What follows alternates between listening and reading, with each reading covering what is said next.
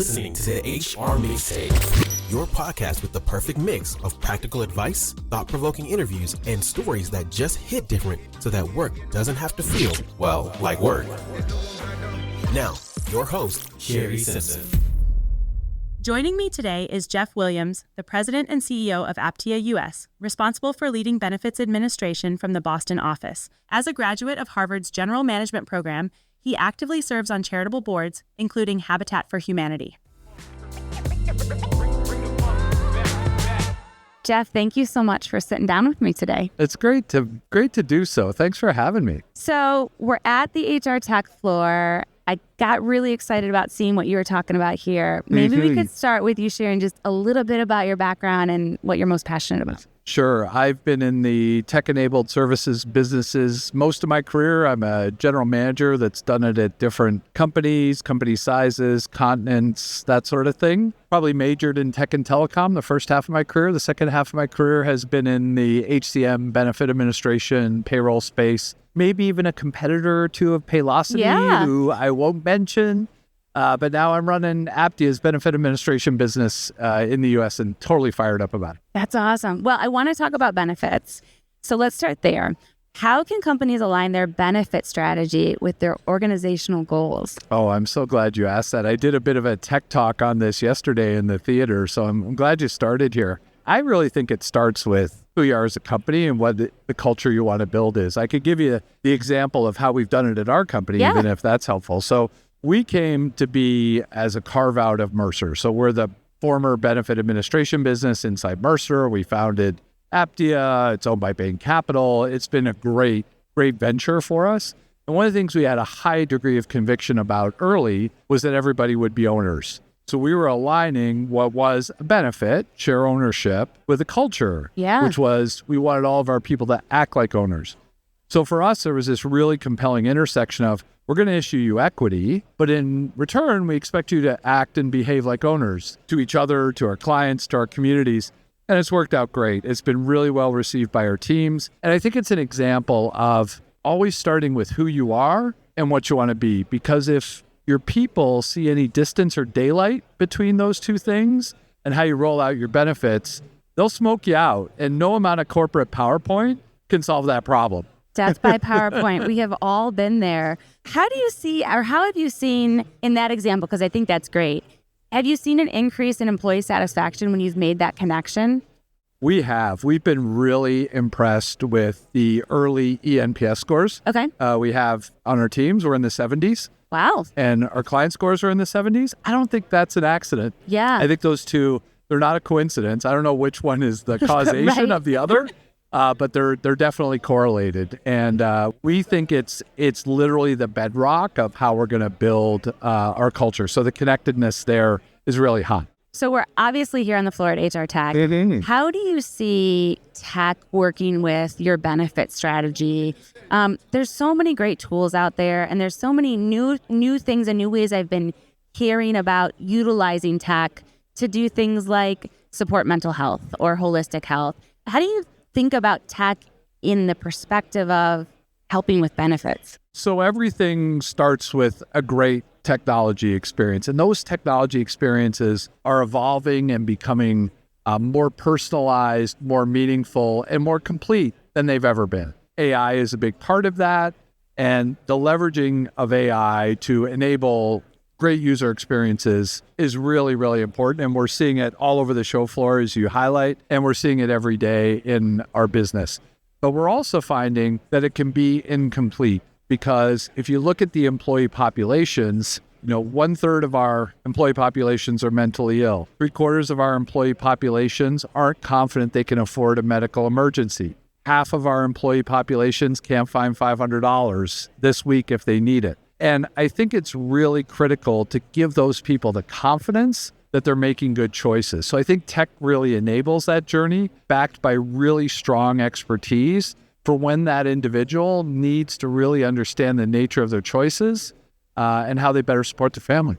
You brought up that interesting statistic around mental health, and I was thinking about Gen Z specifically. So there's all this data right now about Gen Z kind of being a population or generation that has the highest mental health kind of data coming out of that. How do you see that impacting, or the generations impacting how we approach benefits and how we approach the technology also that we're using for benefits? We're seeing this emerging dichotomy, which I think people who think they have this one all figured out are probably a little bit overconfident. So I'll just give you my perspective. It's one perspective, which is there's this really neat set of data we have that says remote employees have higher job satisfaction. Yet we're also seeing this emerging data set that says those remote employees are feeling loneliness at a higher degree than their in-office counterparts. What we're trying to do is, for lack of a better word, democratize the experience between remote and in-office populations. Even if you think about access to care, if you're in office in a major city, you probably have access to a variety of care options. If you're really remote, maybe you don't. So that's where digital health can really help. And educating your population that telehealth is available, both physically and mentally. Ensuring that we have adequate insurance coverage and options in those markets. And we can tell people how to get access to the care that they need. But definitely, you're on the right point. In our younger populations, we're concerned that we haven't created the same bond with corporate America that we created with their parents. We're worried that it's harder for them to get ahead and be successful. And we're worried that the remoteness is having unexpected consequences that could really impact long-term health of those populations. Well, and if you've read up about the World Health Organization, they are doing a lot of research on loneliness right now and just how it's going to impact society going forward. So it's really fascinating to think about how we're addressing that in the corporate space. Have you ever seen that Harvard longitudinal study done over many generations? It's a great one too,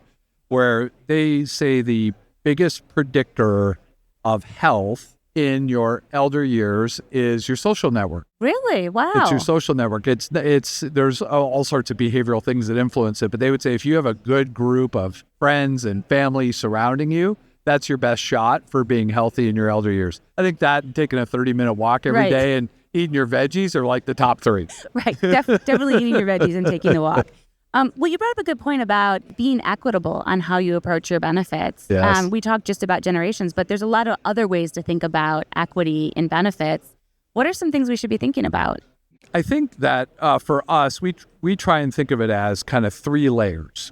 So layer number 1 is you have a good health insurance program. Are you helping people save for retirement? And are you giving people time off? Like, start with those big 3. Then layering on things that are really ubiquitous that I think are also critical to people: vision, dental, life insurance. Like, get that layer correct. And then once you've done those 2 things, that 3rd layer, it's almost like an investment portfolio, right? You play a little bit with that layer around where you're going to get your greatest returns. So if your population is young and right out of school, maybe a student loan repayment option is best. If your population is maybe older and skews more female, an emerging category of benefits is menopausal, and maybe you should go at that. What I would say is interrogate the data, see what's driving usage, feed your winners, starve your losers. Don't be afraid to experiment with those kind of non-core things. Figure out what your population wants. Ask them what they want and be upfront with them and transparent of how you'll decide and how it impacts them.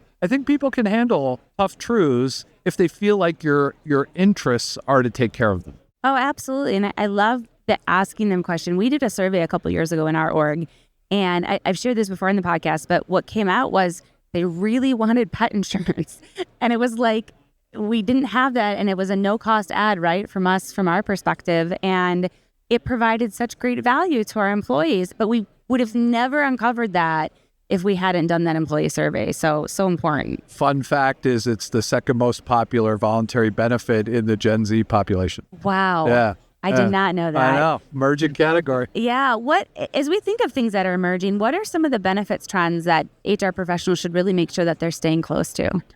I would say that it is really this idea of isolating populations and figuring out how to address that while also demonstrating equity across the group. So to play that through, 5 generations of people in the workplace what does my population look like and how do I better address that? The data keeps getting better. The technology keeps getting better. The choices keep getting more expansive. SHRM is now tracking 216 different benefit categories. Yeah.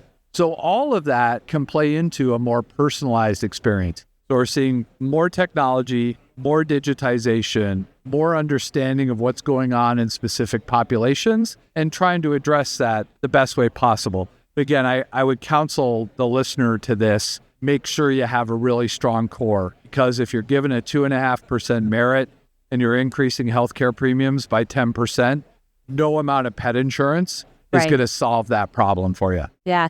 Is there any fear that we're getting too personalized or that HR people are going to have to navigate too many benefit options? Yeah, we see this in the form of privacy issues, right? How much do I really want my employer to know about some of my conditions? Yeah.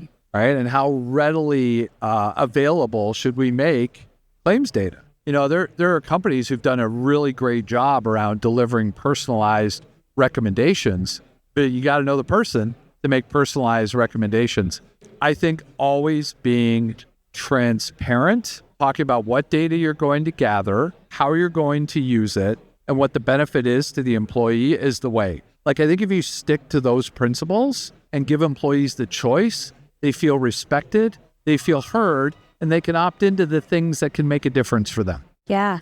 Well, and that communication piece, I want to talk about that a little bit because, you know, I've been in HR 20 years now, most of that time as a practitioner, and communication is huge when it comes to benefits. Even now, I'm amazed at the things that are offered in our organization that I actually didn't know all the details about, or there was a perk behind a perk that I didn't realize we had access to. How are you coaching people on approaching that kind of like the table stakes communication, but then all this ancillary stuff that they have access to so that they do get that robust experience? Yeah. So I'll ask you a question, then I'll answer yours. How much time did you spend planning your vacation this year? Oh, I probably spent 20 hours easily. Okay. So you spent 20 hours planning a vacation. The average American employee spends 32 minutes planning their benefits. Oh my goodness. And when you think about the criticality of those choices, it's just amazing how little investment people put into it. And 89% of employees roll over their choices to the next year. So they're spending a small amount of time and they're doing very little intervention. They're just kind of going through the motions.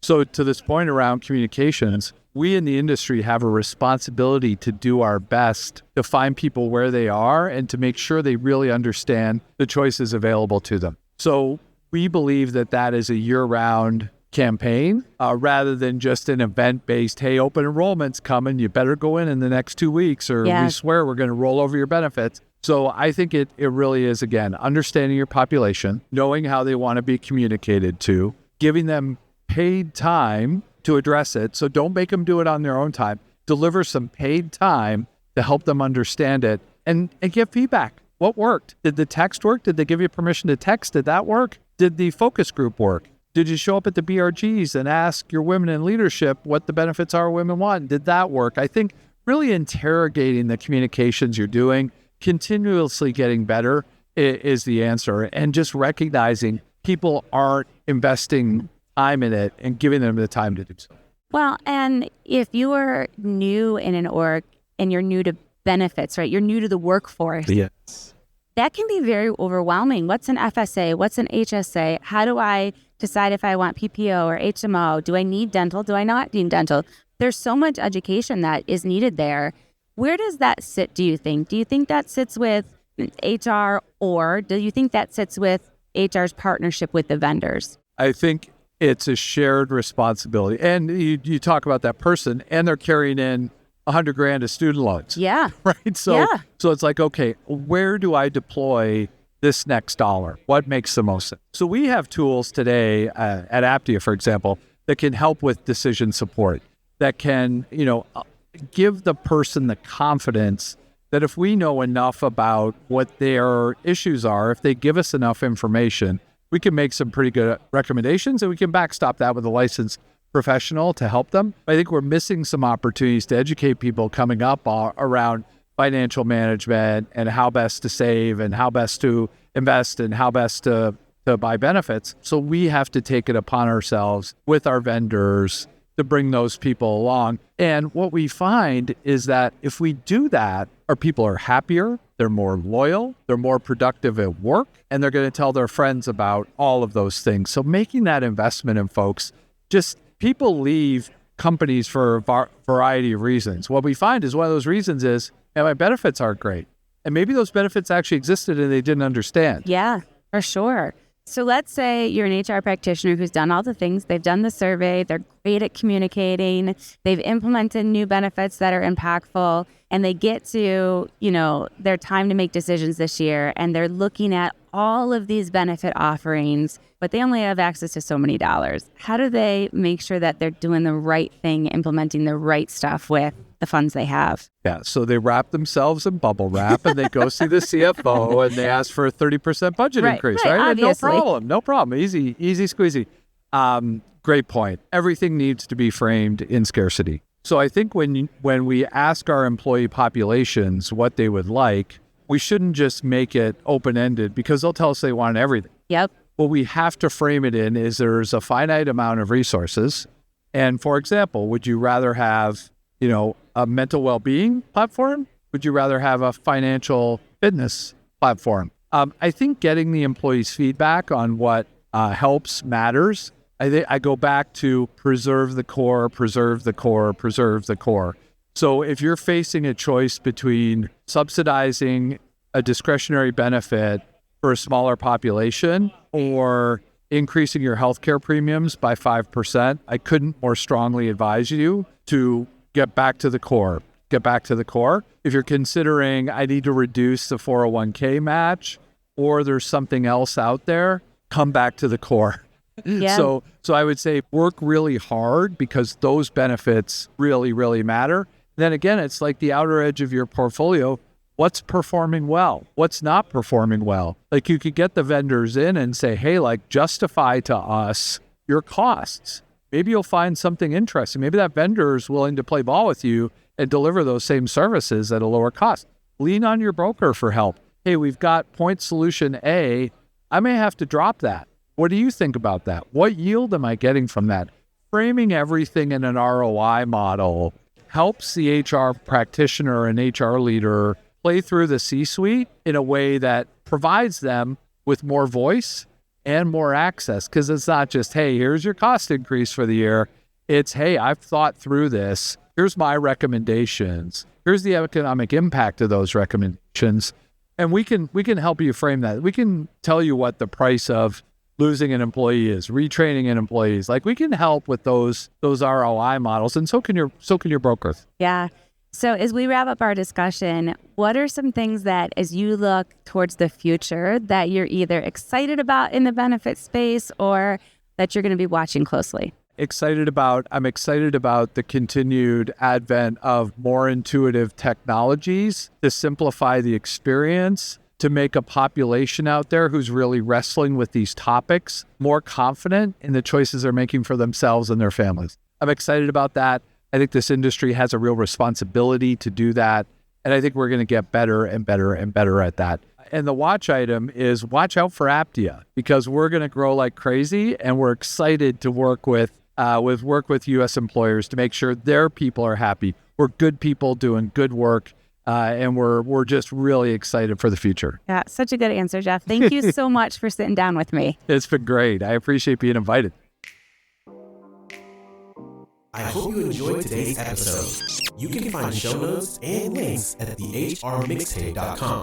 Come back often and please subscribe, rate, and review.